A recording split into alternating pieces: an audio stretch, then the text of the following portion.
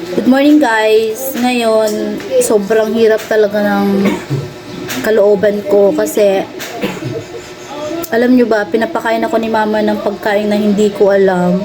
And first time kong makakain ng ganito. Kaya nahihirapan talaga ako guys kasi ngayon lang ako nakakain ng ganitong pagkain. Alam nyo ba kung ano to? Ito oh. Ito lang guys, ang hirap magpanggap di makimpit. Ito guys, alam nyo ba kung ano to? Di ba ano to? Kung sa Bisaya, ginamos. Kung sa Tagalog, di ba bagoong. Hirap na hirap talaga ako guys kasi ngayon lang ako makakain ng ganitong pagkain na ginamos.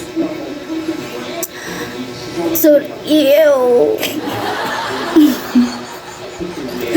Hindi ko talaga alam kung paano ko to kakainin ngayon. Kasi first time ko makakain ng ginamos. Bagoong na lang. Tikman natin guys.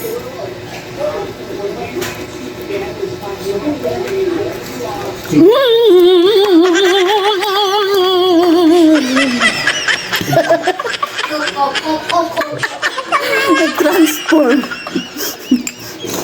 Oh my God!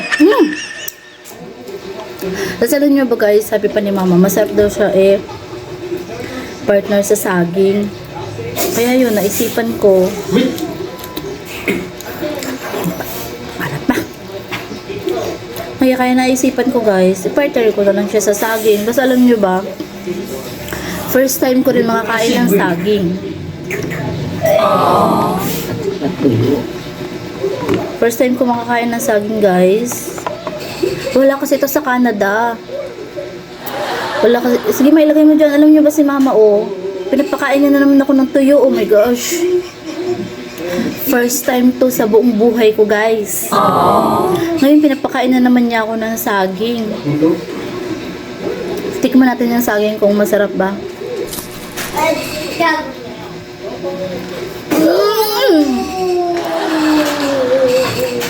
Guys, ngayon talaga ako nakakain ng saging, ng bagoong, ng tuyo. Sa tanang buhay ko talaga kasi lumaki ako sa Amerika noon. My dad.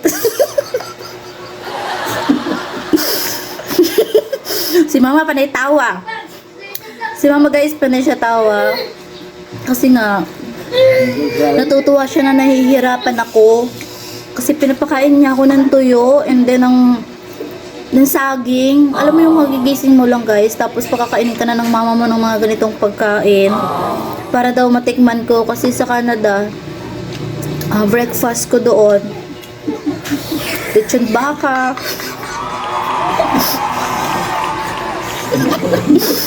Si mama guys, nagkikik na siya katawa guys. Tignan niyo si mama.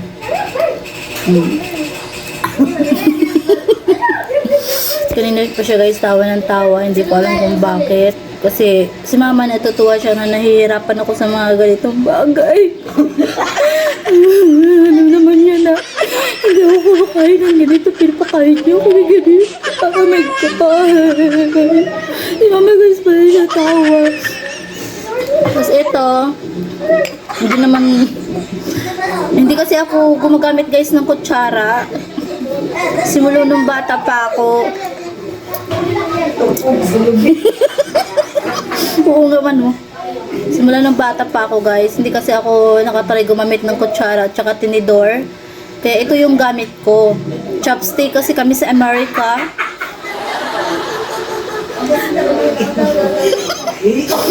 Si mama guys, kaihiyo na daw. Iihi daw muna siya. Sige, maihi ka muna. Sa Amerika kasi guys, hindi kami gumagamit ng kutsara, tinidor, chopstick kasi talaga kami kasi gusto nga ni daddy. Gusto nga ni daddy na na masanay kami sa chopstick kasi alam mo yung mga business ng daddy ko, mga Korea. Sure. Si mama kay ihi na yan, kakatawa dyan. Sa Amerika guys. Kaya dapat sabi ni daddy, habang maaga pa guys, ito yung gagamitin kong